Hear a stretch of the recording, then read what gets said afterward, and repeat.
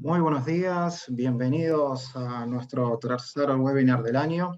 Queremos agradecer a todos por la presencia, también agradecer a nuestros oradores, como siempre, a Dolores Rodríguez Pareja, que va a estar con todo lo que es informe de mercado granario, nacional e internacional.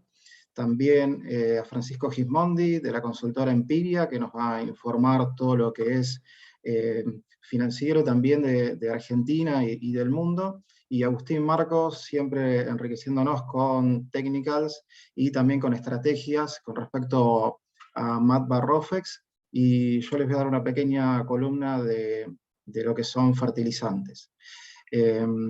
Si les parece, les voy a compartir ahora nuestro temario para hoy con los tiempos. También quiero agradecer y hacer mucho hincapié en todos los clientes que nos visitaron durante la última exposición de ExpoAgro en la ciudad de San Nicolás. Estamos muy contentos con lo que fue nuestra presentación en el stand, y un gusto haber recibido a todos los clientes, y esperamos que esto continúe para las próximas exposiciones que se darán en los próximos años.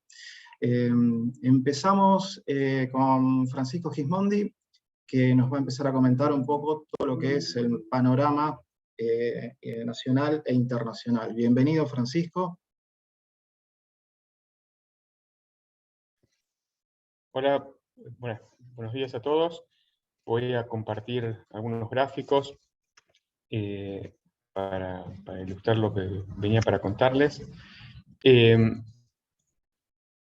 A ver, obviamente hoy voy a tratar el tema de inflación en Argentina unos minutos, lo voy a decir un poquito más tarde, pero arranco por el tema que creo que define más lo que puede pasar en los próximos días y incluso en lo que queda del año, que es el acuerdo con el fondo. El acuerdo con el fondo lo hemos comentado en algún momento, pero todavía con mucha falta de datos. En este momento tenemos ya la aprobación de la Cámara de Diputados y tratándose en el Senado posiblemente mañana, y con las discusiones que haya, seguramente mañana tendremos ese acuerdo firmado en Argentina, y falta todavía la firma del directorio del Fondo Monetario.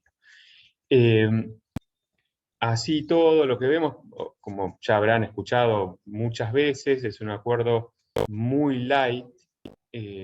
Realmente es poco lo que se le pide a Argentina. Es posible que el fondo prefiera llegar a un acuerdo con este gobierno como un puente para discutir algo más en serio con el gobierno que siga. Y esa ventaja, de alguna manera, que no es tal, la toma del actual gobierno para cerrar un acuerdo sin tener que hacer demasiado.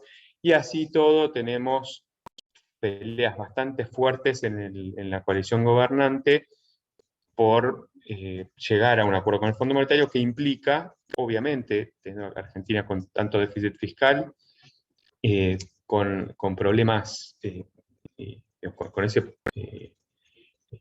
con necesidad de hacer lo que llaman incluso en esa jerga el ajuste. El ajuste que está planteado, que básicamente es ajustar las cuentas públicas al desajuste anterior. Ese ajuste podríamos decir que es prácticamente 20% para este gobierno, 80% para el que viene, pero de todas maneras genera esas peleas que vemos. Del lado de la oposición hay, por supuesto, otras posturas, pero puede negociar, básicamente no poner a Argentina en un default, que hubiera generado problemas mucho más serios, y no aprobar el plan que presentaba el gobierno, dejando el plan que presenta el gobierno como algo del Ejecutivo y que no tiene el aval del Congreso. Eso es lo que quería el Poder Ejecutivo, el Ministro de Economía, y no ocurrió. Después hubo muchas versiones de lo que había que haber escrito en ese único artículo que se está aprobando. Básicamente lo que dice es que autoriza al Poder Ejecutivo a tomar, que implica recuperar la misma deuda que tenía Argentina con el Fondo Monetario al inicio de este programa con el gobierno anterior. Ahí ven en el gráfico, o en los gráficos, sobre todo a la derecha, ven un perfil de vencimientos, cómo quedaría mucho más aplanado, mucho más largo el plazo de este plan, y descargando mucho en los próximos años, empezando a acelerar los pagos para el 2026-2027, y por otro lado, la combinación de desembolsos y vencimientos para los próximos trimestres, a la izquierda, donde el desembolso inicial es un desembolso bastante grande que recompone un poco las reservas de Argentina. Repasando muy rápido lo que implica este programa, obviamente en caso de cumplirse, porque como todos sabemos, las metas estas pueden cumplirse o pueden no cumplirse, y eventualmente el país, Argentina en este caso, solicitar un waiver, un perdón, y tratar de seguir cumpliendo en las metas siguientes.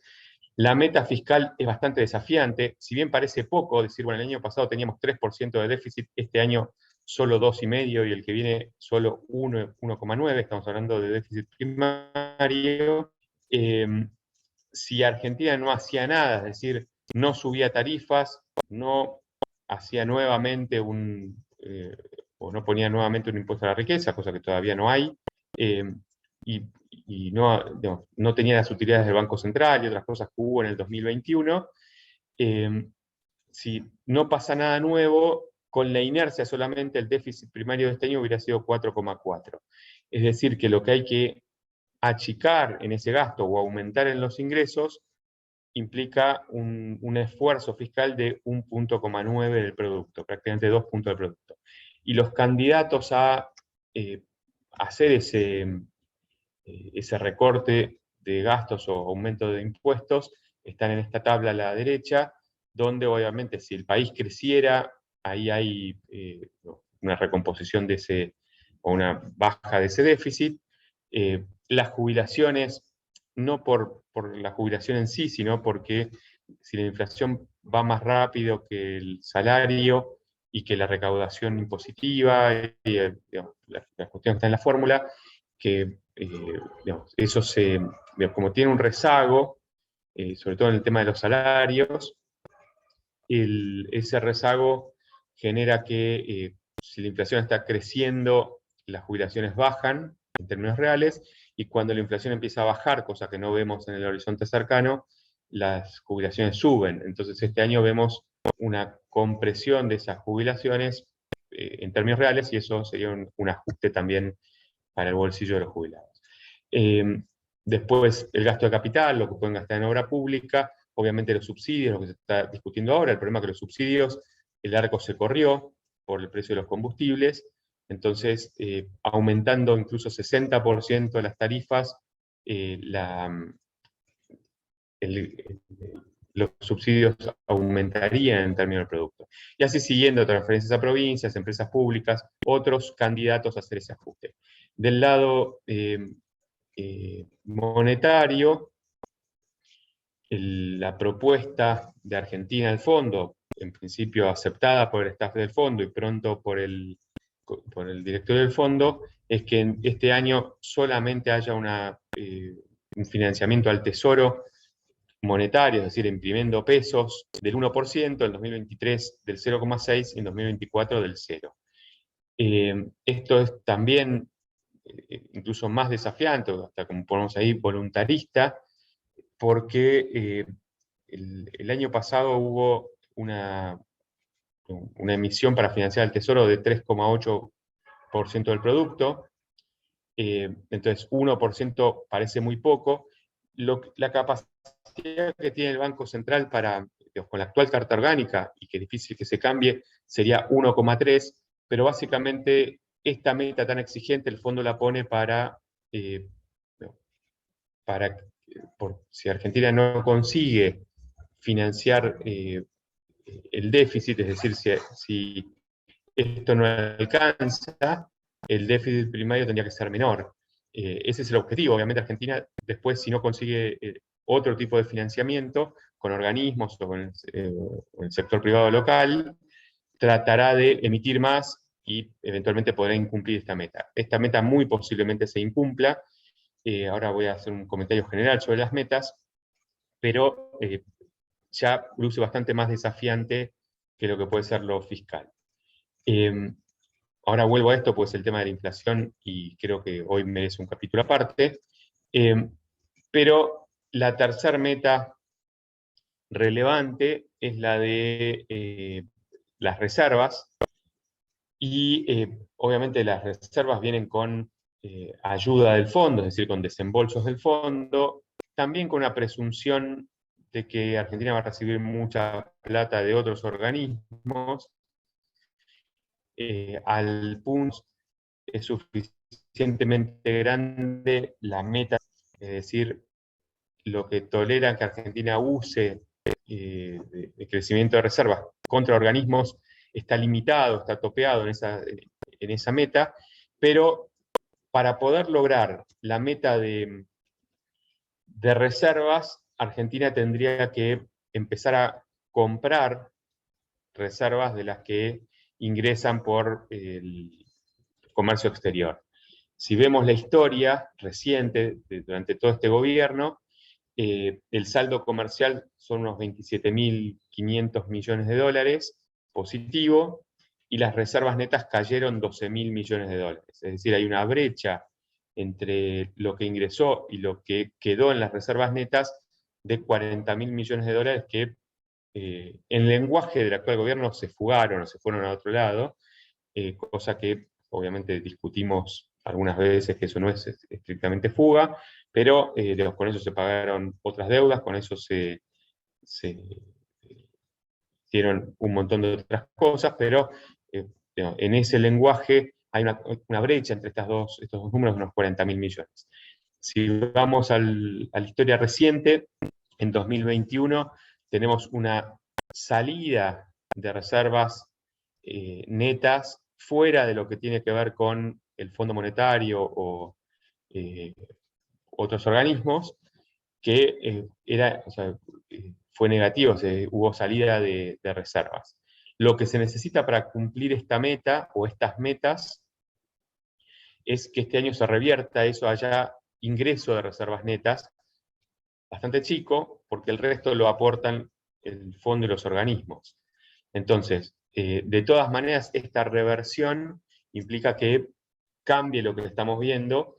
Nosotros lo esperábamos con una devaluación, esa devaluación obviamente perdió hoy bastante probabilidad.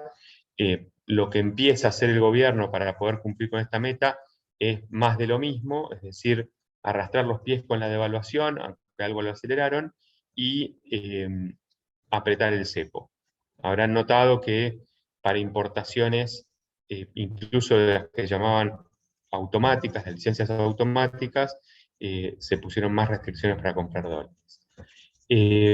Entonces, las reservas en lo inmediato, que están negativas en este momento, las reservas netas, pasarían a estar positivos después de la firma del acuerdo con el fondo.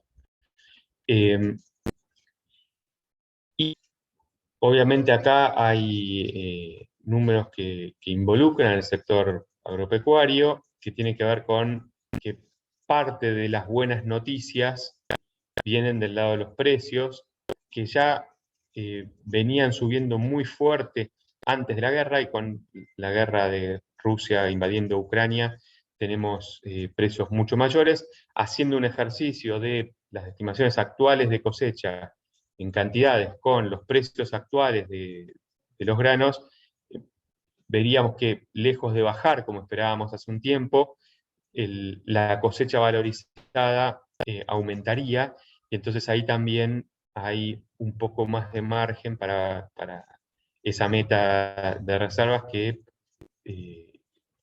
aunque ahí en los números anteriores no parecía tan apretada, es bastante apretada.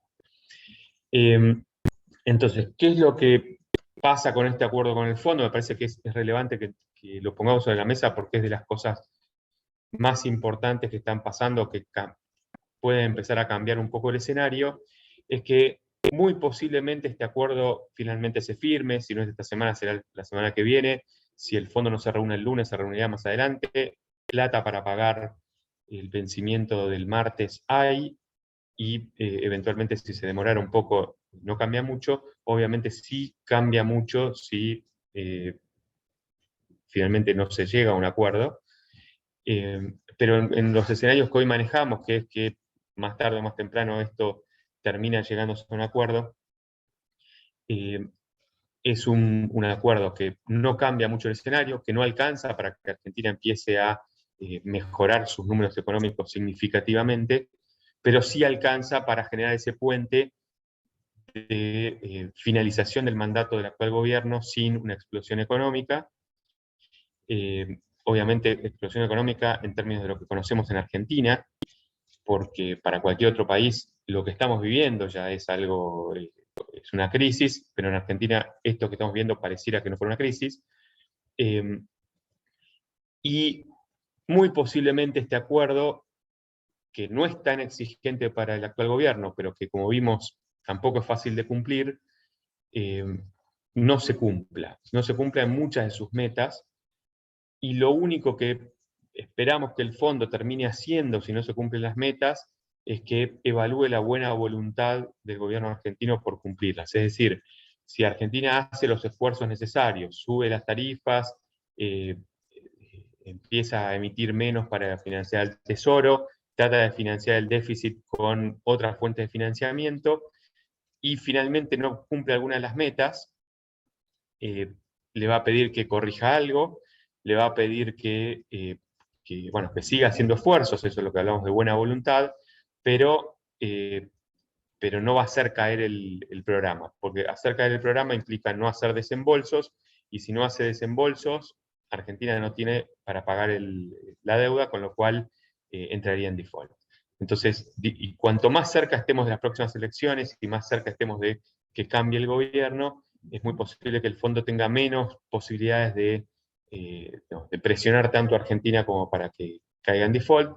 Obviamente esto beneficia al actual gobierno, pero tampoco es suficiente como para que tengamos un 2023 con la economía creciendo, con la inflación bajando fuerte y con las condiciones suficientes como para que solo con eso el gobierno llegue bien a las elecciones.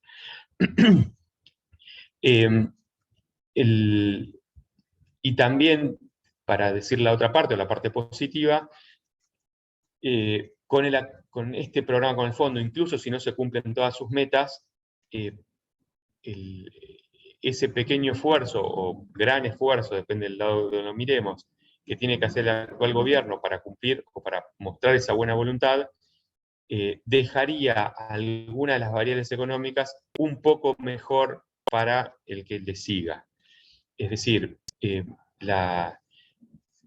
déficit fiscal necesariamente tendría que bajar para poder cumplir medianamente este programa, la emisión monetaria tendría que bajar bastante, las reservas deberían dejar de caer y con la ayuda del fondo por lo menos ser positivas, las tarifas no llegarían tan atrasadas, el tipo de cambio no llegaría tan atrasado como podemos esperar sin un programa, y quedaría mucho por hacer, parte de la queja de la oposición, pero posiblemente menos de lo que se hubiera esperado si este acuerdo no se firma. Yendo al tema mucho más coyuntural de lo que está pasando con la inflación, lo que vemos o sea, la emisión monetaria fuertísima que hubo hacia el final del año anterior, esto es, el plan platita de las elecciones sumado a la superemisión de diciembre, que fue récord, y ya lo hablamos en su momento, generó que la cantidad de dinero vuelva a sobrar y que haya inflación para ir digiriendo. Esto está hecho hasta antes de ayer, con lo cual esta inflación pendiente posiblemente se achicó un poco porque la inflación de febrero fue mayor a la que teníamos esperada en ese momento. La inflación está corriendo, si lo tomamos el último mes, a niveles de más del 70% anualizado. Si tomamos los últimos 3 meses, estamos hablando de tasas de arriba del 60% de todas maneras. Si bien la inflación interanual está en 52%, 52,3%, es una inflación que viene creciendo, y que viene creciendo con mucha inflación pendiente, es decir, las tarifas todavía no empezaron a aumentar y tienen que aumentar, el tipo de cambio recién se empieza a acelerar un poco, y parte de la emisión, como vemos acá en el gráfico, parte de la emisión de fin del año pasado todavía no se digirió, con lo cual queda inflación rezagada por consumir durante el año. Y esto es lo que también venimos hablando hace tiempo. La inflación 2022 necesariamente tendrá que ser mayor a 2021. Estamos hablando de proyecciones de inflación que se parecen más a 60 que a 50.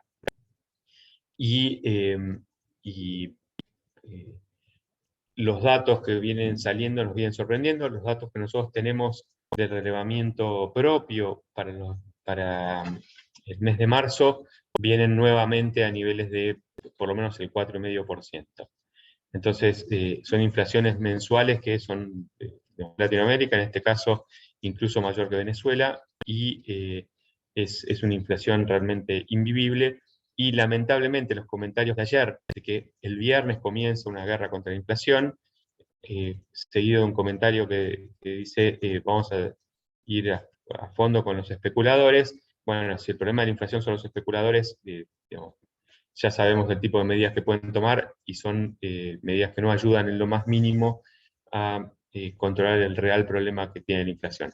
Ahora, si el programa con el fondo se empieza a cumplir medianamente, aunque no se cumplan todas las metas, si la emisión monetaria realmente se reduce, esto que era para financiar el tesoro de 3,8% del producto, supongamos que no fuera el 1, pero sí fuera el 1,5%, y la emisión que hace el Banco Central para darle al tesoro este año es mucho menor, es posible que estos niveles de inflación que estamos viendo hoy sean menores en 2023. O sea, el pico de la inflación lo podemos estar teniendo en 2022, y después en 2023 empezar a corregir un poco. Obviamente, si el programa no se cumple, si la emisión es mucho mayor, si la carta orgánica se modifica, bueno, la inflación 2023 puede seguir creciendo. El riesgo de ir a una hiperinflación, una escalada mucho mayor, existe, pero todavía lo vemos como algo menor. Pero lo que vamos a ver durante este año es una inflación en niveles mayores a los que ya estábamos acostumbrados, que eran niveles muy altos. Tengo acá algunos comentarios menores, pero bueno, creo que ya me estoy pasando del tiempo. Pero tiene que ver con que este año, además del precio de los commodities buenos para nosotros, es decir, del aumento del precio de los granos, también está aumentando mucho el precio de la energía. Argentina todavía es importador de energía, y esto deteriora nuestra balanza comercial, nuestra balanza energética. Por precios vamos a tener que gastar mucho más dólares en comprar el mismo gas que antes, incluso necesitamos comprar este año más gas posiblemente, y lo que va a pasar también, además de un aumento en los precios y una cantidad de dólares mayor para comprar ese gas, es que posiblemente falte gas, e incluso que pueda faltar algo de energía eléctrica en el invierno. Esto va a afectar primero a la producción, y después incluso podría afectar al gas residencial. Esto, digamos, impacta en la actividad económica. Si bien, bueno, ahora vuelvo un segundo a este comentario, si bien el arrastre que dejó el 2021, es decir, el crecimiento 2021, que prácticamente recuperó toda la caída del 2020 de la pandemia, quedó muy cerquita del nivel 2019, el 2021, con ese crecimiento tan fuerte de más del 10%, que fue solamente recuperación. Como el año terminó por encima del promedio, sobre todo en diciembre, con un final 4% por encima del promedio. Este año ya arranca bien parado, es decir, para esa estadística, si no pasara nada, si no creciéramos más, y todo el año se mantuviera al mismo nivel que diciembre, el crecimiento del 2022 sería 4%. En la realidad lo que estamos viendo es que posiblemente ese 4% sea un techo, que no hay motores para crecer, que la inflación frena el crecimiento, que la falta de energía frena el crecimiento, y la falta de divisas en general también frena el crecimiento, porque si se hacen importaciones, digamos, va a haber menos bienes de capital, menos insumos para la producción, menos energía también si fuera por una restricción de divisas, y además, como les decía, la alta inflación genera que se atrase el salario, se atrase los planes sociales, se atrase las jubilaciones y hay menos plata para consumo. Y finalmente, el último comentario tiene que ver con que, a pesar de que la aceleración de la devaluación no revierte el atraso del año pasado, el atraso cambiario del año pasado fue de 18% real, es decir, el dólar aumentó mucho menos que los precios internos, y entonces el dólar oficial se puso cada vez más barato. Obviamente esto afecta a todo aquel que opera con dólares oficiales, pero obviamente perjudica a los que exportan y beneficia de alguna manera a los que importan. En el margen, como Brasil también fue devaluando, la inflación de los países que comercian con Argentina es mucho más alta que lo que estábamos acostumbrados. Con esta pequeña aceleración de la devaluación de los últimos meses, sumado a estos otros factores, hizo que esta línea roja, que venía con una tendencia muy decreciente hasta fin de 2021, en los últimos meses por lo menos dejó de atrasarse. Hacia adelante, y con estos niveles de inflación que estamos viendo, si no acelera un poco la devaluación, es posible que sigamos viendo algún atraso cambiario, y el fondo lo que está pidiendo es que por lo menos Argentina deje de atrasar. Es muy poco lo que pide el fondo. Pero bueno, me quedo para las preguntas y para escuchar las otras exposiciones. Perfecto, Francisco, excelente tu exposición como siempre. Les comento, vamos a dejar para el final lo que son preguntas para cada uno de los oradores. Así seguimos con el siguiente tema. Bienvenida, Dolores, como siempre, para ver todo el tema granario.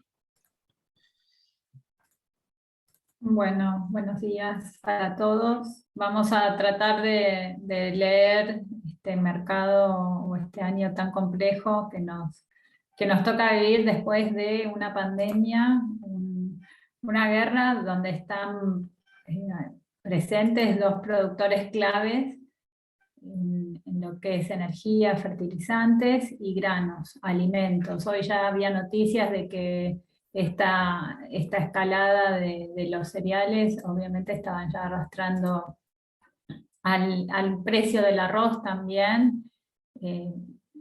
Ucrania y Rusia son grandes proveedores de alimentos en países del norte de África, de Asia, de Medio Oriente, y mismo también de Europa, que hoy ya está empezando, los europeos están empezando a aflojar sus pretensiones respecto de las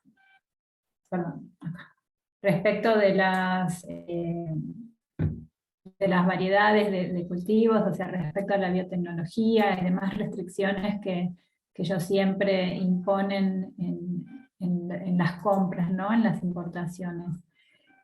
Bueno, acá un mapa de largo plazo, digamos, precios desde principios del 2007, tocamos en algunos casos los máximos, venimos ahí coqueteando con niveles de precios nominales que a esta altura de las circunstancias, la pregunta sería, bueno, ya está, ya vimos los máximos. y no sabemos definitivamente hoy las noticias, hoy suben todas las bolsas en Asia, esperando o con algo más de acercamiento entre Rusia y Ucrania, los ucranianos diciendo, bueno, en realidad no necesitamos entrar a la OTAN. Definitivamente la volatilidad va a seguir siendo la gran protagonista de todos estos precios. Un día sube, otro día baja, y baja el doble de lo que subió, y así podemos seguir por el tiempo y la profundidad que tomen los hechos. El otro día escuchaba a un analista del mercado de energía y decía, bueno, Europa ya tenía una crisis energética antes de esta invasión, o sea, venimos de una pandemia donde muchos productos, y también nosotros lo sabemos con los aceites ya venían complicados, o sea, esto encuentra algunos productos en un escenario muy ajustado, y las sanciones no han sido suficientes como para sacar a Rusia, sacarle de la cabeza a Rusia de esta locura de la invasión, ¿no? Este analista también decía que probablemente si siguen las sanciones y Rusia, que provee un 10% de la producción diaria de crudo, deja de producir o con estas sanciones no tiene la capacidad de volcar ese petróleo al mundo, todavía no empezó la época de mayor demanda en el hemisferio norte, que es el verano de ellos. Esta gente decía, bueno, yo no descarto que el crudo vuelva a hacer los picos, de más de 140, o sea, es difícil que se sostenga esos niveles, pero la volatilidad todavía no la podemos descartar, mientras persista la incertidumbre, ¿no? A ver. Voy a pasar. Bueno, y acá un poco pensando, digo, bueno, definitivamente todas las noticias que leemos de Ucrania es que Ucrania no tiene un problema con los fertilizantes para la siembra, pero sí tiene obviamente problema con todas las demás cuestiones. No tiene mano de obra porque el gobierno ha llamado a muchas personas, a muchos hombres a luchar contra los rusos. Rusia es el gran proveedor de combustible de Ucrania, imagínense en este momento, Rusia no le debe estar pasando un solo litro de nada.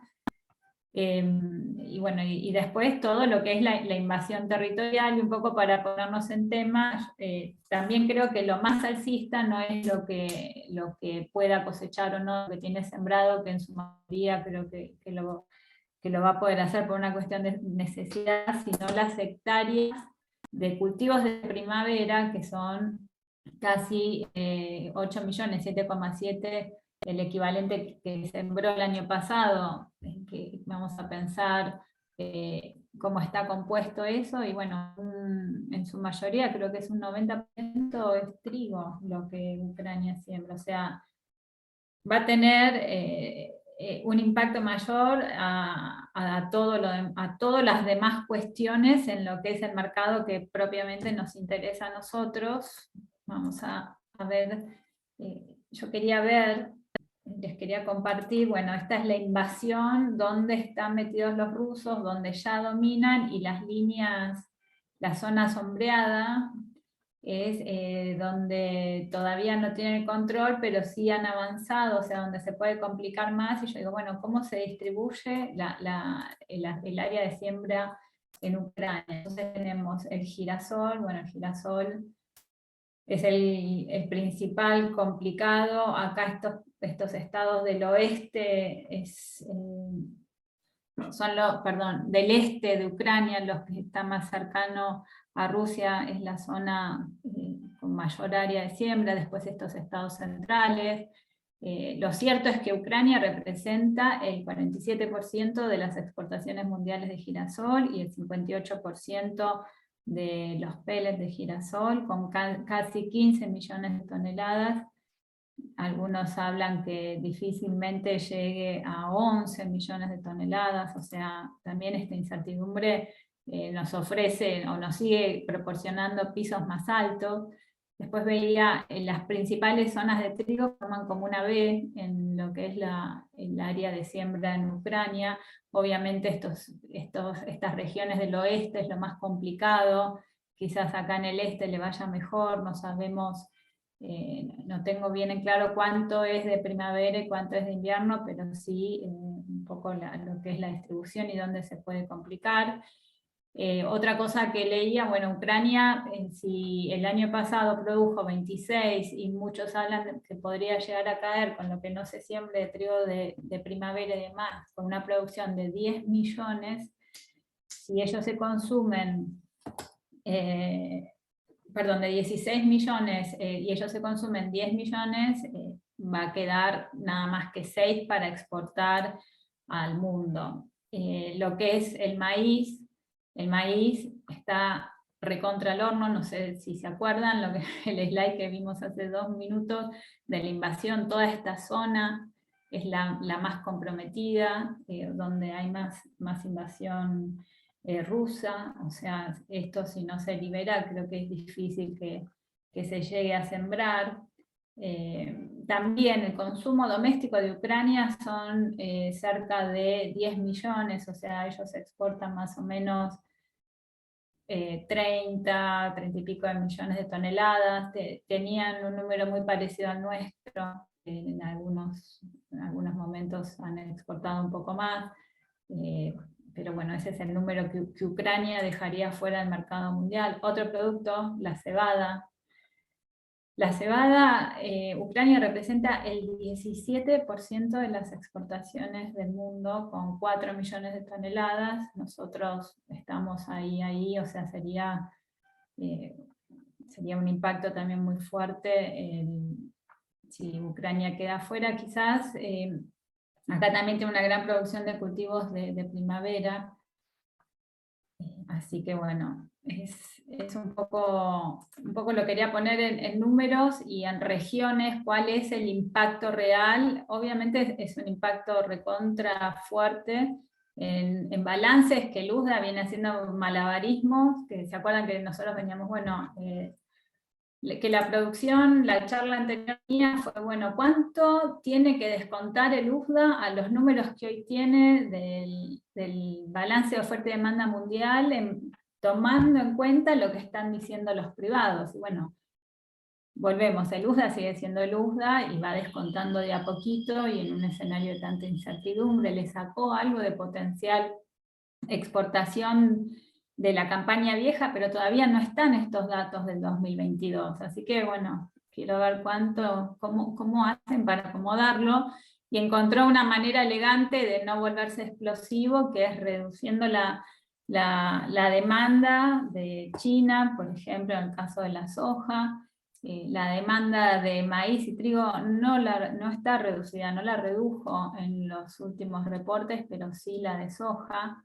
Pero lo cierto es que tener estos productores fuera o sea, con una crisis, generando una crisis de oferta, en este contexto de oferta y de relaciones stock-consumo globales, acá están los últimos 15 años, con relaciones stock-consumo ahí cerquita de los promedios, y no deja mucho espacio de error. Y esto no se soluciona con una buena campaña de Estados Unidos en este 22-23, sino creo que es como anticipan un poco con el crudo. Esto va a llevar un par de ciclos para acomodarse con los agravantes. Bueno, después Sergio va a hablar de insumos, un poco, sabe mucho más que yo de eso, pero ahí tenemos un detonante no menor también para ver en la capacidad productiva, más allá del área que haya y de la niña o no niña, que de paso ahora están diciendo que se va a quedar un poco más tiempo de lo que venían anticipando. Si no tenemos tecnología, o los productores no tienen tecnología, va a ser difícil tener buenos resultados. Y en ese contexto, los más favorecidos creo que son Estados Unidos y Canadá, bueno, Brasil, o sea, saliendo de la región del Mar Negro, Brasil es donde creo que puede haber más problemas. También el impacto de las sanciones en lo que es, bueno, todo lo que es salida a capitales, que esto ya lo estamos viendo en Rusia, y tenemos un comodín que se llama China, que es el comodín más grande en las dimensiones, una China que no sabemos para qué lado va a ir, si actúa inteligentemente, no va a querer recibir sanciones. Estuvieron reunidos ambos gobiernos con Estados Unidos, y un poco Estados Unidos también con la amenaza de la sanción, porque China no sancionó a Rusia en la compra de energía. China depende muchísimo. Acá tenemos lo que importa y lo que se exporta. Los rusos desde China le exportan energía básicamente, materias primas y obviamente alimentos, e importa tecnología. Bueno, en este trade-off entre ambos países, los chinos, que ya tienen un contexto doméstico de precios altos, con políticas para incentivar la economía, con márgenes que no van, nosotros lo sabemos con la soja, por eso esta baja que hay en los números de demanda, los márgenes de molienda vienen un poco ajustados, así que hay reducción en la producción de harina, en la producción de carne y en las existencias, eso también lo deja un poco más ajustado. China viene con estos encierros, ayer escuchaba a alguien que decía, bueno, ojo, los encierros es algo muy especial, porque parece que la gente grande en China no se quiere vacunar, y son los que más están muriendo ahora por este rebrote de COVID. Así que si uno piensa eso, 2 años después de la pandemia, volver a los encierros es como una ridiculez, ¿no? Pero bueno, los chinos tienen muchos frentes abiertos internos. La cuestión con Rusia los complica, y un nuevo quiebre de su relación con Estados Unidos, muchísimo más. Bueno, todo esto, todas estas idas y vueltas en el mundo, además, bueno, venimos, como dijimos, venimos de la pandemia, con una expectativa de que hoy la Fed empiece a subir la tasa, se empiecen a reducir los estímulos. Los commodities en estos contextos inflacionarios son grandes, son muy buscados para refugio de dinero. Hoy tenemos la posición combinada, esta información es al viernes pasado, con información al martes pasado.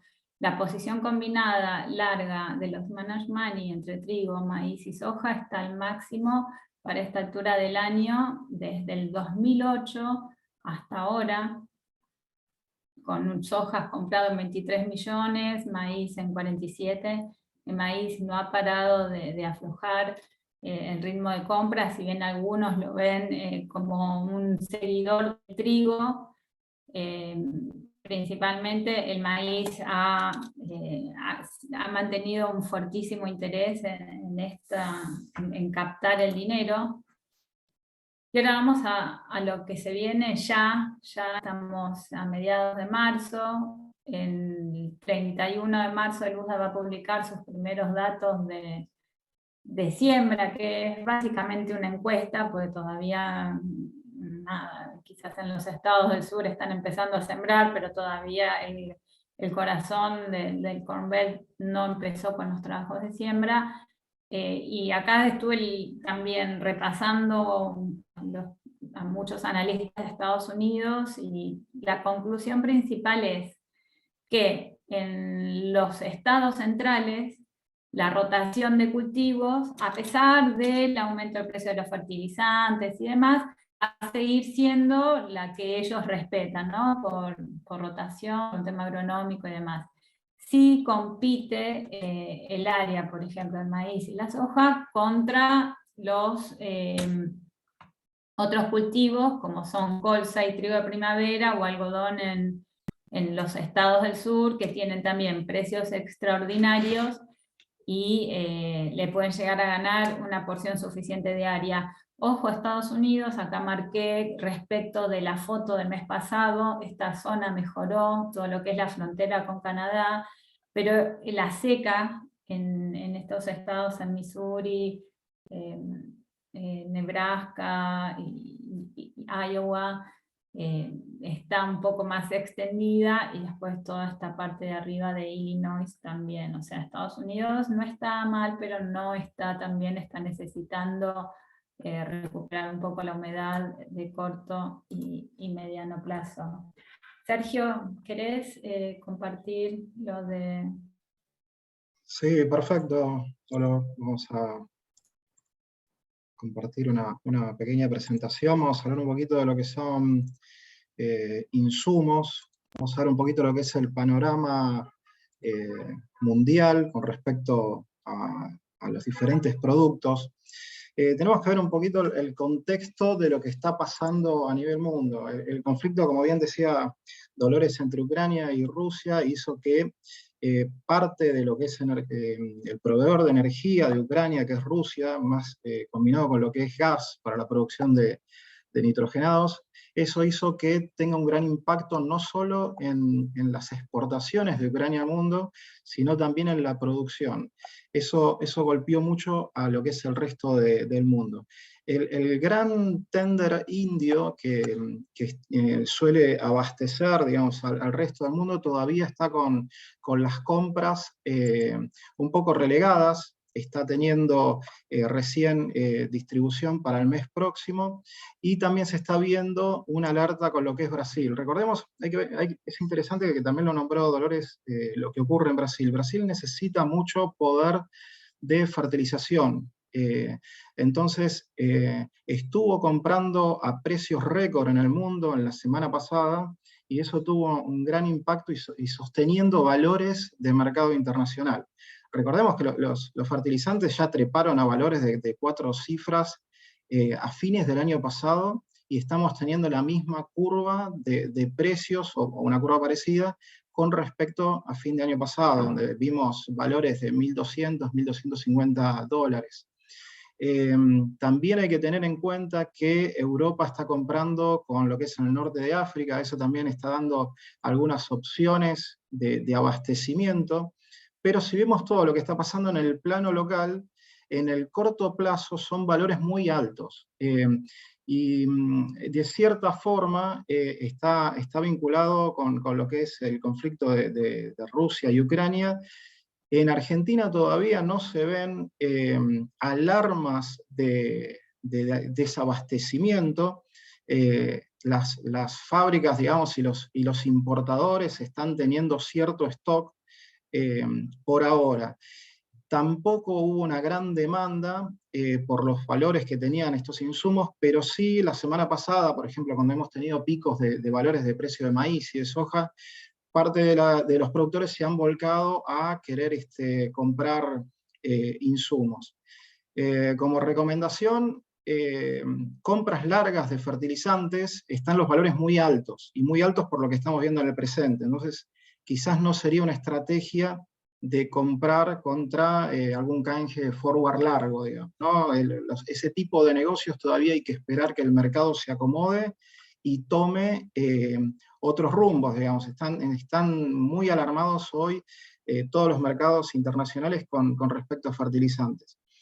Otro dato importante es, que también lo mencionó Dolores, Estados Unidos, también prácticamente con stock sobre sus márgenes mínimos de lo que son fertilizantes. Entonces, en algún momento Estados Unidos va a salir a comprar, en algún momento Canadá también va a salir a comprar, y Sudamérica todavía relegado. Nosotros tenemos otro poder de fertilización, gracias a Dios, en nuestro país. Podemos manejar de alguna manera las compras, y estamos esperando un poco a que corrija el mercado. Desabastecimiento, como les comentaba antes, no se ve en ninguno de los puertos, ni en los puertos del sudeste de la provincia de Buenos Aires, como Necochea o Bahía Blanca, ni tampoco en los puertos del norte del país. Hay que esperar un poco, y si vemos en el próximo slide, la relación que tenemos con el fósforo y los granos. Acá yo les presento lo que es la relación MAP contra trigo, maíz y soja. Como les comentaba antes, a fin del año pasado hubo un pico muy grande en la relación de precio-producto. Esto se dio porque teníamos un pico muy alto de insumos y un valor que estaba corrigiendo a los granos. Ahora, si ustedes se fijan al final de lo que estamos viendo hoy, por ejemplo, más cercano a lo que fue los últimos días, esta relación, si bien sigue aumentando, la relación insumo-producto, todavía está muy por debajo del pico que tuvimos al final. Esto se está dando por los grandes precios que tenemos hoy de cereal disponible. Entonces, si vemos hoy la relación, si nos parecen, obviamente, los fertilizantes son valores muy altos, pero están, digamos, de alguna manera solapados, esa alza por la gran alza que tenemos de granos. Entonces, quizás en este momento estamos ante alguna opción de compra o calce contra granos. Lo mismo ocurre con los nitrogenados. También el pico lo tuvimos muy fuerte, casi al final del año, se mantuvo con una tendencia, después con una baja, y ahora también estamos viendo, primero que contra los 3 granos, contra los 4 granos, está la paridad, digamos, de tendencia. Eso hace que también acompañe un poco a la producción de cada uno, de poder calzar sus compras en el disponible. Todavía muy por debajo de los picos que vimos en octubre y noviembre del año pasado. Entonces esto también hace que hoy tengamos una relación insumo-producto bastante favorable. Obviamente no como la que veíamos a principio del año pasado, en abril, como lo ven acá en el gráfico, pero dentro de la alarma que vemos de precios disponibles de fertilizantes, está también muy solapada con lo que es los precios de los granos.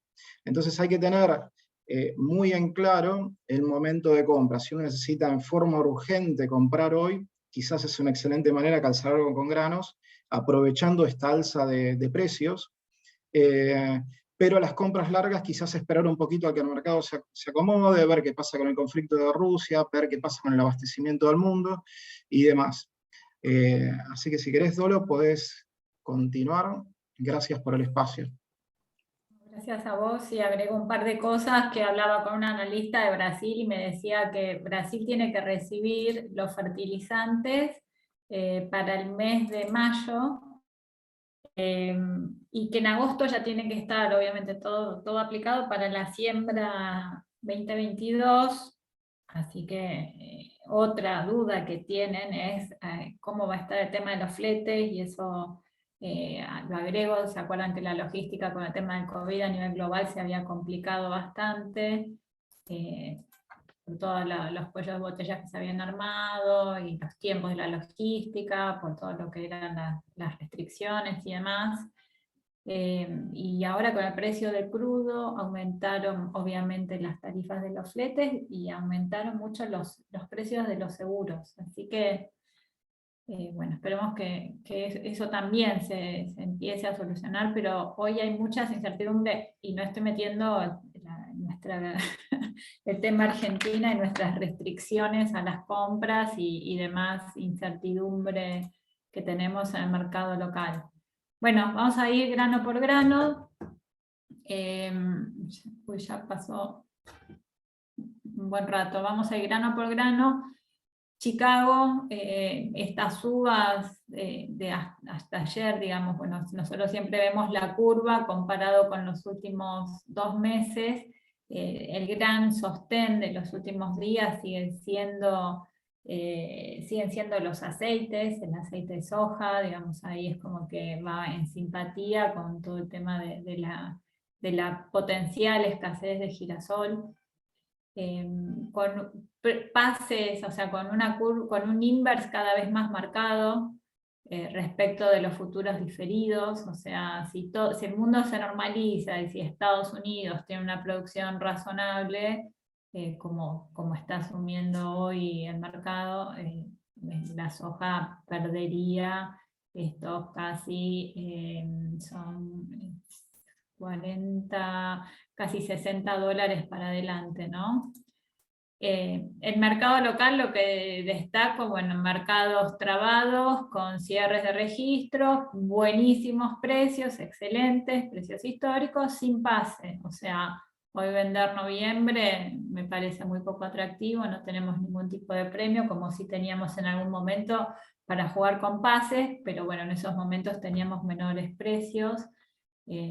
Quizás ver el tema de tomar, no sé, alguna posición con opciones para adelante, pero bueno, esto no es menor, y un descuento para la nueva cosecha quizás hoy esté un poco alto. Capacidades de compra en función de Chicago, de los Basic FOB, llegamos a valores de FOB Argentina, con el descuento de las retenciones del 33%, yo le agrego un 1,3% del fideicomiso, por eso acá ven 34,3%. Llegamos a una capacidad de pago que está por debajo de lo que están comprando, tanto en el disponible como de las posiciones nuevas. También hice las cuentas, bueno, de los crashers, tomando el 31%, y hice la cuenta poniéndole ese 33% que dicen que va a subir. Bueno, el diferencial implica en promedio para ambas cosechas $15 menos que tendría de capacidad de pago la industria de soja para seguir comprando. Y otra reflexión sobre los precios de la soja del 2022-23, no tenemos un Basic FOB, pero yo digo, bueno, si yo pongo un Basic FOB histórico, que son más o menos $11, 29 cents por bushel, con un Chicago julio de 1.393 cents, asumo que no hay distorsión entre el FOB Argentina y el FOB oficial. Con este nivel de retenciones de hoy, me da una capacidad de pago mucho más baja, o sea, $330 contra 390 que estaba marcando ayer el Matba Rofex. O sea, me da que el premio en el mercado FOB, que está hoy a replacement, se dice, no es de $11, sino que es de $71.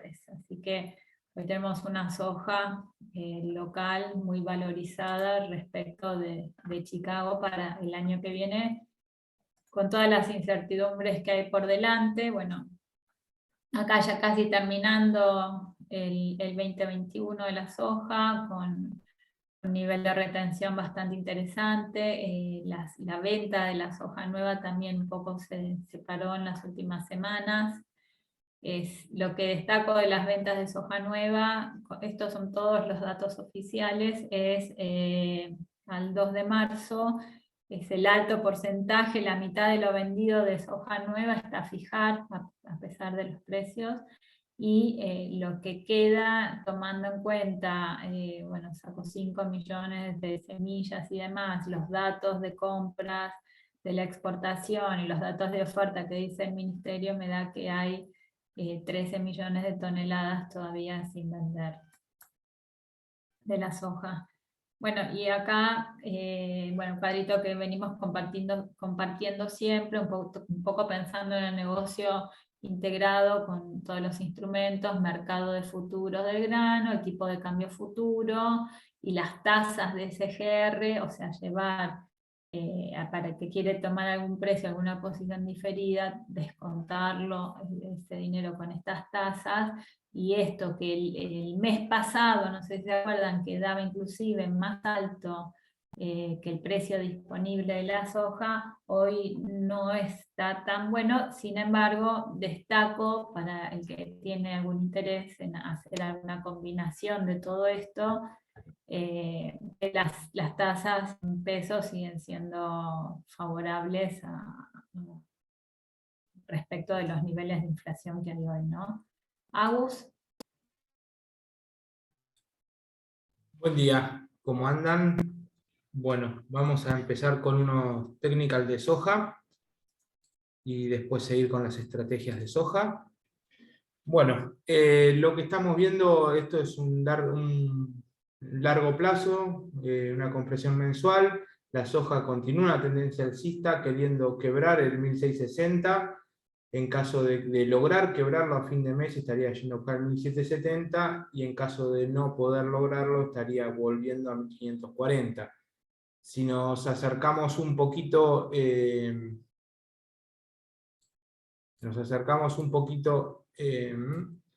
a una compresión diaria, bueno, la soja venía en una tendencia alcista, se puso en una tendencia lateral con un techo en 1700. Estaríamos viendo una continuación de la tendencia alcista. En caso de quebrar los 1700, ir a buscar el 1770. En caso de no lograrlo, estaríamos volviendo a buscar el 1540. Por otro lado, hay indicadores que nos están diciendo que podría haber un cambio de tendencia, que justifican la pérdida de fuerza de la soja y esta lateralización que está haciendo en estos días. Y bueno, vamos a hablar un poco de estrategias. Para una soja mayo, una estrategia de riesgo medio, sería un put sintético, con la venta de un futuro en $449, la compra un call 468 en $7, con una volatilidad de 17,80, es una buena volatilidad teniendo en cuenta de que el mercado, con toda esta suba que estuvo teniendo, está negociando volatilidades muy altas, por lo tanto las opciones están caras y están más difíciles de conseguir que en otros momentos. Eso da poner unas diferencias diarias máximas de $19, poniendo un piso en $442 y acompañando al mercado en 468. El gráfico quedaría así. Un piso en 442 y a partir de que se activa el call se empieza a acompañar el mercado restándole los $26. Después, para soja julio,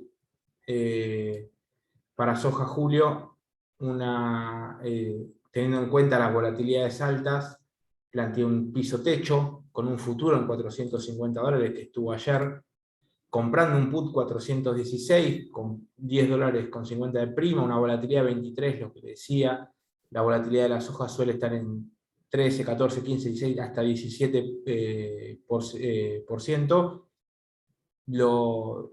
Julio, noviembre, mayo está negociando arriba de 20 puntos de volatilidad, que es alto. Vendiendo un call 504 en $5,50 con $20 de volatilidad, pagando $5, uno pone un piso en 408, en 411 y un techo en 499. $499. Esto quedaría así, un piso en 411 y uno acompaña al mercado menos $5 hasta $499. A tener en cuenta las estrategias de piso-techo, uno pone un techo y es hasta ese lugar donde va a vender. Si el mercado se dispara y se va a $600, va a estar poniendo diferencias diarias por arriba de $504, todo lo que suba al mercado. Así que bueno, por ahora eso es todo. Loli, vuelvo contigo. Dale.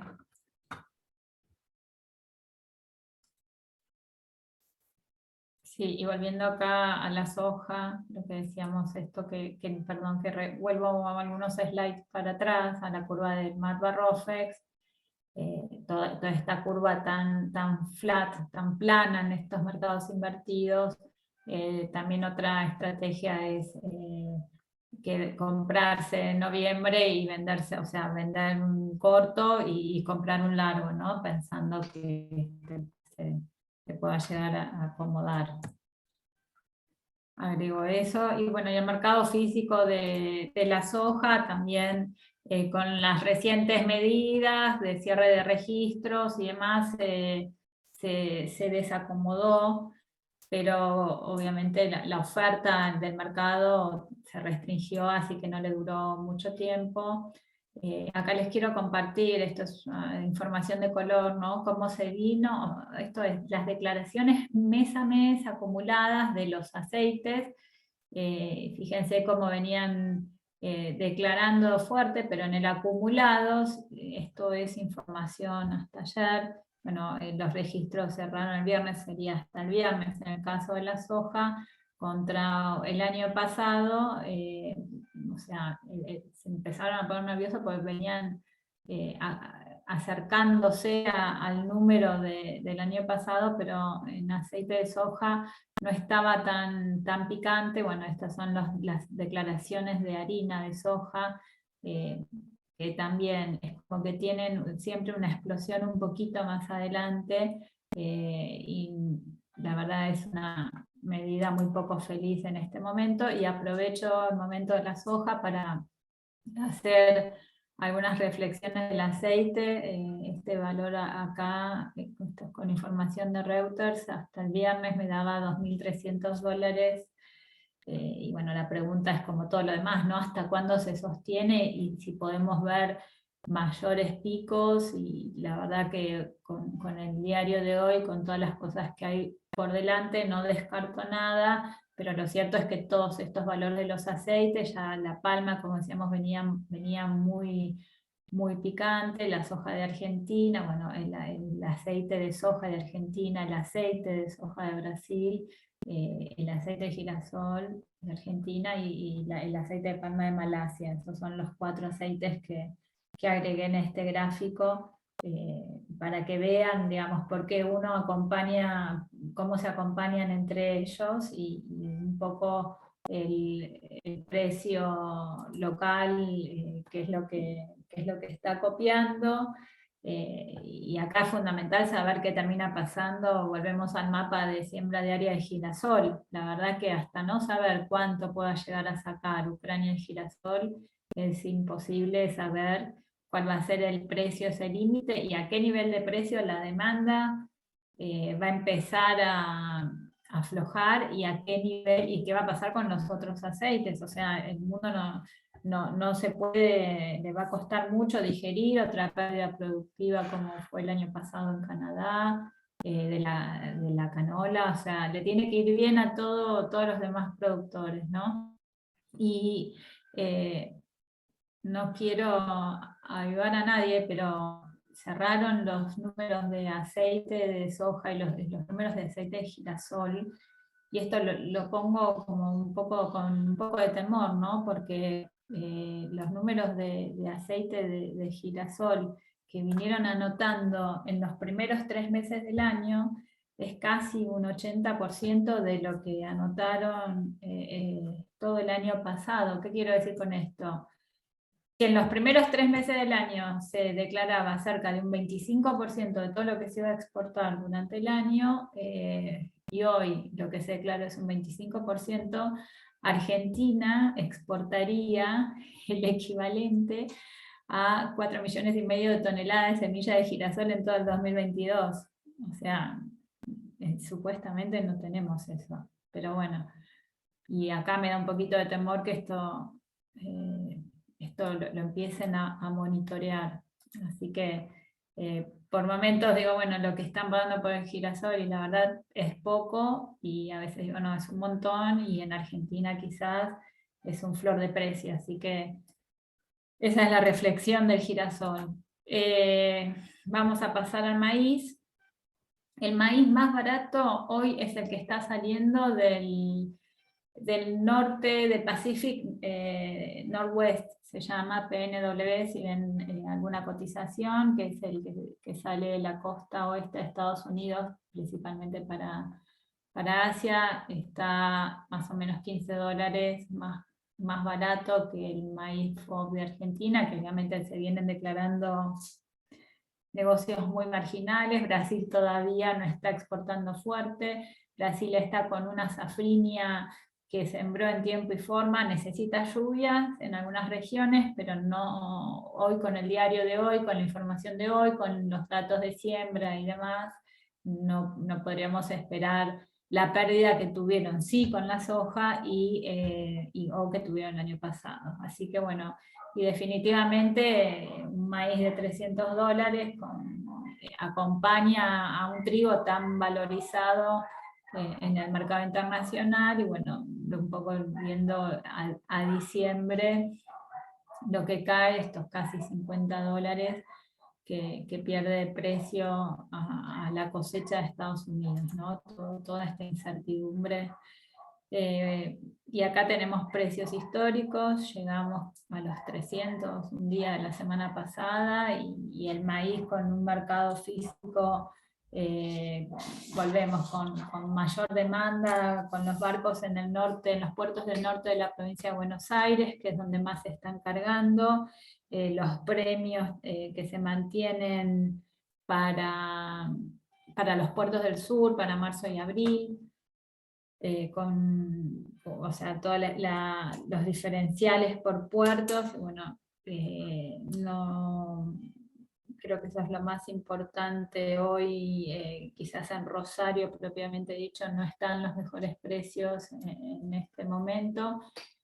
Lo que son las capacidades de pago en las posiciones cercanas están pagando parecido a lo que es la capacidad teórica de pago, pero en julio están pagando más, o sea, ahí es que tienen mayor necesidad de cargas. Y lo que es el 2023, al igual que la soja, yo digo, bueno, si tomo un Chicago mayo 2023, le pongo un basis histórico que son más o menos $20, le saco las retenciones, que también le sumé, en trigo y maíz le sumé el 1% del nuevo fideicomiso, me da una capacidad de pago de 226 contra un 232 del mercado a término. Me da un premio, no es tan grande la diferencia como en la soja, pero sí hay una diferencia a favor del precio local, ¿no? Bueno, los números del maíz, tomando en cuenta lo que publica la Secretaría de Agricultura, los números de oferta, los números de compra y demás, me queda que ya casi no quedó nada del maíz viejo, tomando una estimación de consumo sin declarar de 16 millones de toneladas, y para el maíz nuevo, bueno, está la gran incertidumbre sobre cuál va a ser finalmente nuestra producción y en qué momento va a llegar, si llegamos a esos 51 millones, si algo más puede considerarse con un tiempo, con un clima que de alguna manera no se empeoró tanto como fue el principio de enero. Los famosos volúmenes de equilibrio, estamos exportando lo que se declaró antes, porque con estos números vienen achicándose con DJB diarias de 2.000, 3.000 toneladas, es un chiste, no se mueve casi nada. Como digo, estos son los puntos claves, porque la exportación tiene que estar abastecida entre marzo y julio, el principal volumen de exportación, y para adelante, si no abren los registros, el mercado de maíz se va a quedar viéndola pasar. Y un poco la misma reflexión que la soja, en toda la combinación de precios, si bien son precios excelentes, y toda la demás cuenta, o sea, el descuento con un dólar futuro, con la tasa y demás, hoy están los precios finales un poco por abajo. Sin embargo, si a alguno le interesa, no deje de hablarlo con su comercial, porque puede ser conveniente para alguna estrategia en particular, ¿no? Agus. Bueno, vamos a ir con el maíz.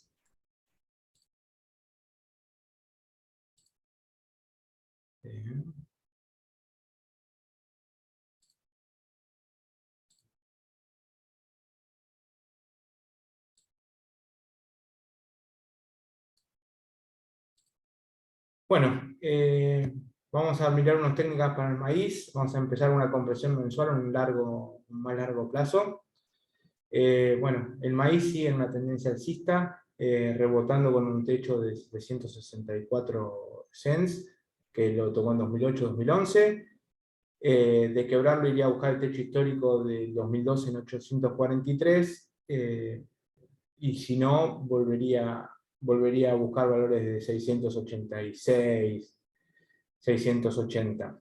Eso más a largo plazo, vamos a ver cómo termina el mes, si logra quebrar esto o fue una perforación y no lo logra y vuelve para abajo. Si nos acercamos un poco y vemos una compresión diaria, lo que estamos viendo es que el precio está rebotando contra el 764 del 2008, no logra romperlo, y el MACD estaría dando una señal de venta, por lo cual, si no logra romperlo, el mercado puede llegar a rebotar y ir a buscar los 700 cents, y si no, iría a buscar los 843 para arriba, como habíamos mencionado antes. Y después, para las estrategias de maíz-julio, teniendo en cuenta que las opciones de maíz-abril están venciendo en los próximos días, para maíz-julio un put sintético, que es la venta de un futuro en $249, con la compra de un call 272 en $9.50, una volatilidad de 30%, las volatilidades, repito, para el maíz también están altas, poniendo unas diferencias máximas de $23, poniendo un piso en $239.50 y acompañando el mercado desde 272. Bueno, el gráfico quedaría así, un piso en 240 y acompañando el mercado a partir de que se activa la compra del call. Y después, sin otra estrategia, mucho más conservadora, sin riesgo alguno, es la compra de un put, teniendo en cuenta que el futuro está a 249, un put 228, que el día de ayer valió 8,50, con una volatilidad de 30 puntos, poniendo un piso de venta en $219.50 y acompañando el mercado hasta donde vaya, sin techo alguno. El gráfico sería así, un piso y acompañando el mercado, todo lo que el mercado dé, restándole nada más que los $8.50 de prima. Eso sería todo por mi parte. Qué bárbaro cómo cambiaron las volatilidades, ¿no? Sí, están muy altas, tiene que Muy ver con altas, el sí. mercado que Sí, la sube y volatilidad. baja de a $5 o $6 todos los días, y es muy difícil ponerle precio a las opciones. Seguro. Bueno, terminamos con trigo y acá la curva de Chicago obviamente es un inverse perfecto con la incertidumbre alimentando la volatilidad. Y acá estas correcciones de todos los días en función de las noticias, el trigo creo que es el gran termómetro. Bueno, y acá es lo mismo, ¿no? Perdimos pase, pero ganamos precio en el trigo local. Y esto obviamente es intervención pura, efecto de intervención pura en el mercado, con un FOB argentino subiendo $100 en el último mes, y bueno, y obviamente precios muy por debajo de las capacidades de pago. Para el 22-23 hago un estimado tomando un Chicago más 20, y obviamente los precios locales están bastante descontados, y una comercialización que ya venía bien, venía súper adelantada, y bueno, y en este momento de mayor precios está muy pisada para adelante, así que yo optimista puse que la producción 22-23 la puse en 22 millones. Al día de hoy la verdad que no sabría qué número poner, pero creo que si hay menos oferta todavía se puede poner un poco más difícil el mercado. Acá como en el trigo, estas son las de JB de trigo en función de las fechas de embarque hacia adelante. Bueno, ya del trigo viejo ya está casi todo tomado, y del trigo nuevo, esos 2 millones que abrieron, o sea, si no hay nuevas aperturas de trigo, no va a pasar nada. Acá en el término me olvidé de mencionar que, por ejemplo, hay una oportunidad para el que tiene trigo cámara con proteína. En la posición más cercana te pagan un valor con un poco más alto contra la exportación, eso es para entregar por término. Y bueno, después la lectura de las tasas en pesos contra los precios, contra los pases, también pasa un poco como con los otros granos. En el trigo, ¿no? Que es conveniente pensar para adelante, pero bueno, el mercado está un poco más trabado. Agus, ¿querés leer las técnicas y después ya pasamos a las conclusiones? Sí, cómo no. Bueno, vamos a los técnicas de trigo. Vamos a empezar de vuelta con una compresión mensual a un más largo plazo. Bueno, la tendencia también es alcista, llega a este techo de 2008, que si lo vemos es la parte de arriba de la vela que se dio en 2008. Quiebra, va a tocar el techo histórico de 1350, el cual fue a tocar. Por ahora lo estaría quebrando y lo estaría quebrando. Hay que ver si logra quebrar este 1086 para ir a buscar el 1350 o hace un dibujo parecido al que hizo en 2008 donde perforó 2 veces pero no pudo quebrar y se desplomó a posteriori, ¿no? Si vamos a un gráfico de más corto plazo, una compresión diaria, bueno, lo que vemos que el mercado cuando quiebra este 1086, hace 2 límites seguidos, donde abrió y cerró en el límite de alza, tocó el techo histórico de 1350 y pico de cents, y se desplomó yendo a buscar de vuelta el 1070 y estaría rebotando. Bueno, acá vamos a ver si este rebote hace que vuelva a buscar el 1350 para perforarlo y crear nuevos techos históricos, o si no puede y se cae del 1080 para ir a buscar un 870 y volver para abajo. Así que bueno, veremos cómo sigue reaccionando en el trigo. En cuanto a estrategias de trigo, no armé nada porque el mercado de trigo está muy difícil. Todos los rumores de intervenciones y las manos que están poniendo el gobierno hacen que no se estén cotizando opciones, que no haya jugadores en opciones más que nada en las largas, y así que bueno, está muy difícil el mercado de opciones de trigo. Esperemos que se acomode todo un poquitito para que empiecen a aparecer de vuelta. Qué difícil. Bueno, algunas sugerencias generales, como decimos siempre, y también lo recalco acá, si alguno está interesado en alguna estrategia en especial, específica con algo, háblelo con su comercial y se puede rearmar algo. Bueno, según ratios de precios, tomando valores del disponible hoy en Argentina, hice el ranking de los cultivos a vender, el maíz, el trigo y la soja. Hay oportunidades, siempre hay oportunidades, y hoy estamos vendiendo o estamos tomando precios históricos. Tenemos oportunidades en la logística y un poco más adelante puede llegar a ser todavía más grandes. Seguimos teniendo tasas en pesos negativas. Las opciones están caras en términos de volatilidad, pero bueno, seguimos comprando algún seguro de precio a un dólar oficial, y hay oportunidades en los precios 22-23, en especial de maíz y de soja.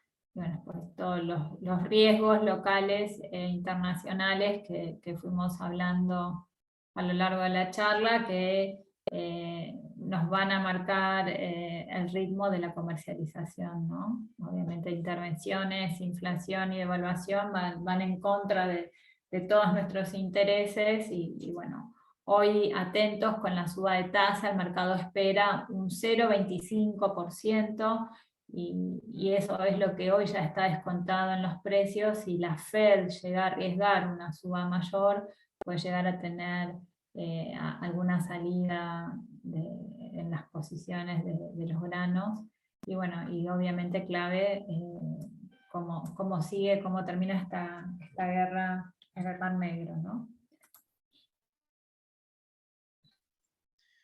Perfecto, gracias Dolores, como siempre, súper completo el informe. Gracias Agustín también por toda la información que nos acercaste de estrategias, la verdad muy enriquecedora. Tenemos algunas preguntas y también tenemos una pequeña encuesta al final, que ahora vamos a repasar.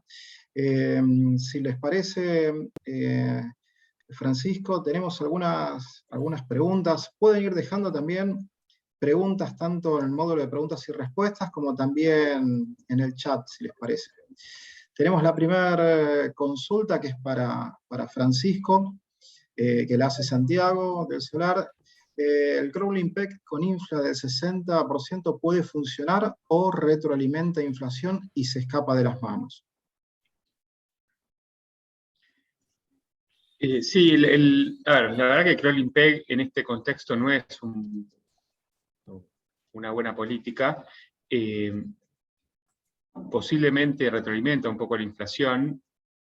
Parte de lo que estamos viendo de inflación más alta este año también tiene que ver con eso, pero a estos niveles no necesariamente implica una espiralización de la inflación. Es decir, se puede mantener en niveles de entre 50, 60, 70% con este esquema.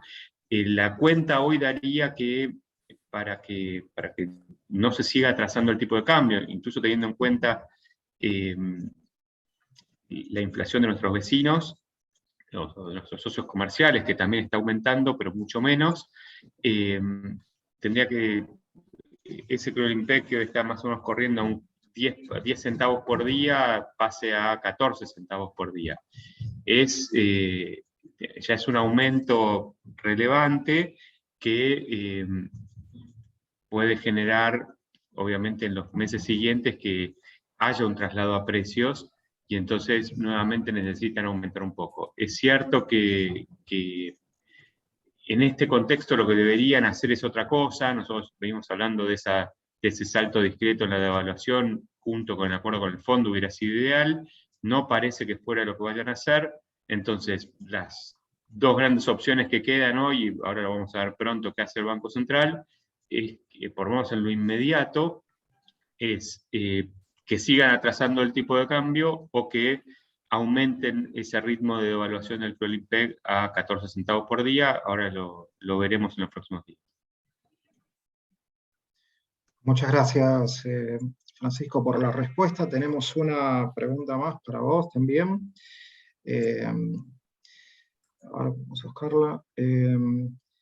Nos pregunta Fernando desde Córdoba.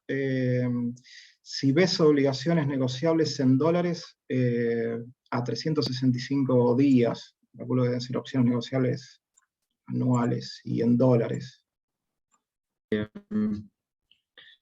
Perdón, si hay obligaciones negociables, esto sería de empresas que emiten a 365 días.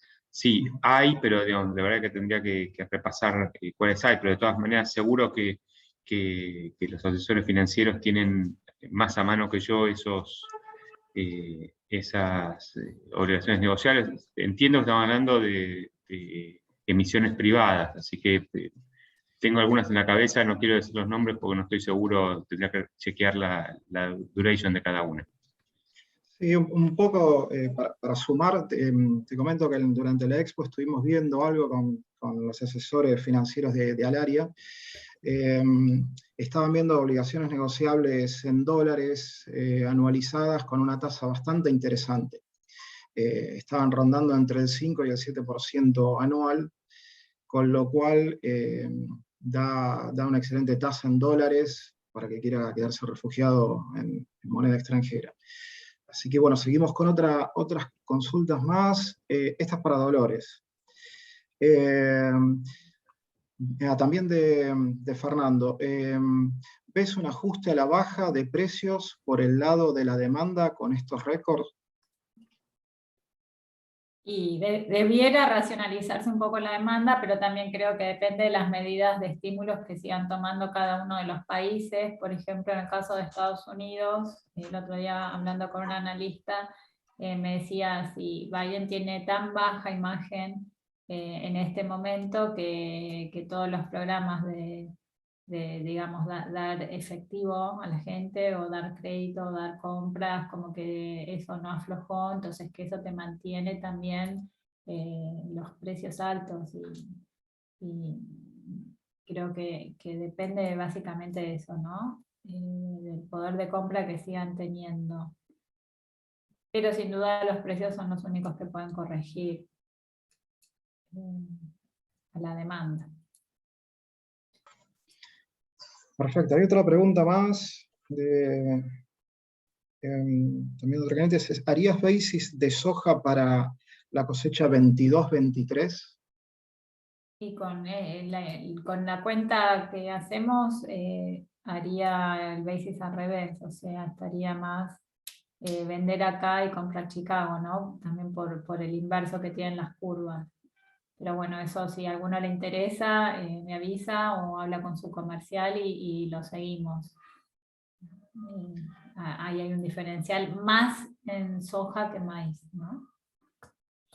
Perdón, que Perfecto. omita, recuerden que se pueden operar productos Chicago a través del MATBA Rofex, operan productos que serían relacionados con Chicago, son un espejo del producto Chicago, se puede operar dentro de MATBA Rofex y hacer el basis dentro del mercado mismo, para cualquiera de los dos lados, donde las garantías, las diferencias van a compensar y va a ser todo en pesos, sin tener necesidad de tener cuenta afuera o estar sacando y entrando dinero del país. Excelente, Agus, muy bueno, Dolores. Tenemos una pregunta más de Diego Ferreira. Dice, ¿las tasas de SGR consideran los costos de aval y comisiones o son tasas de mercado? Es en base, creo, al...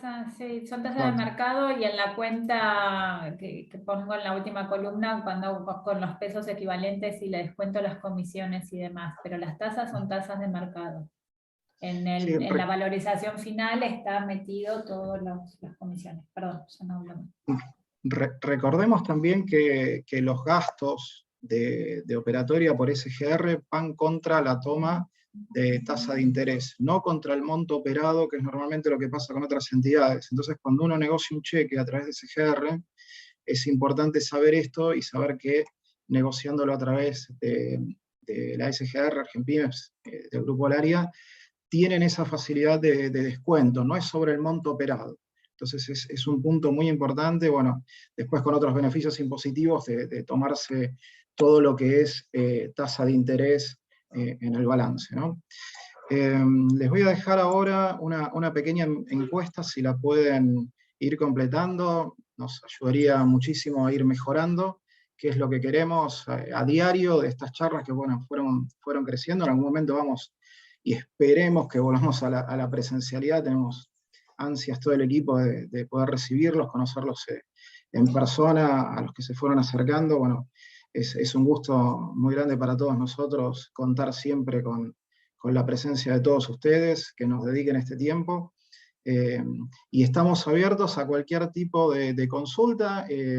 Toda la mesa comercial está a disposición, todos los equipos están a disposición de ustedes como para organizar estrategias, acercarles mercado, el equipo de research liderado por Dolores también, con amplia información que puede generar información a medida, y el equipo también de Agustín como responsable de MATBA Rofex también está disponible para todos ustedes para generar estrategias y pensar un poquito más a medida, que es un poco el pensamiento que tenemos desde Morgan García Mansilla de hacer el famoso traje a medida para cada cliente y sus necesidades.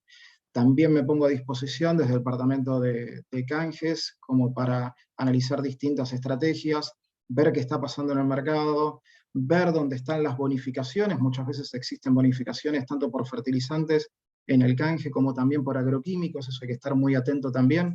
Hay bonificaciones, les comento rápidamente, con algunos productos, entre 8 y 10 dólares para lo que es canjes, que bueno, si uno toma por ahí un forward futuro, un forward, digamos, a 20-23 de soja, quizás puede calzar una buena compra de un agroquímico hoy y ya hacerse del valor futuro del grano y calzar la compra hoy con el valor por ahí disponible que acompañe un poco más el mercado. Si tienen alguna pregunta, pueden ir dejándola, si no, aguardamos un minutito más y los esperamos. También, bueno, toda la parte de SGR, también disponible para asesorarlos y ver en qué los podemos ayudar. Gracias, Dolores, como siempre, por toda la información que nos acercás, toda la investigación que haces de mercado. Gracias también a Francisco, que nos traes toda esa info nacional e internacional que es muy buena. Como siempre, Agus, muy completo todos tus informes. Bueno, sin más, les agradecemos a todos por haber asistido, los esperamos en el próximo webinar, y que tengan un gran día y una muy buena semana para todos. Gracias. Gracias. Gracias. Chao, gracias.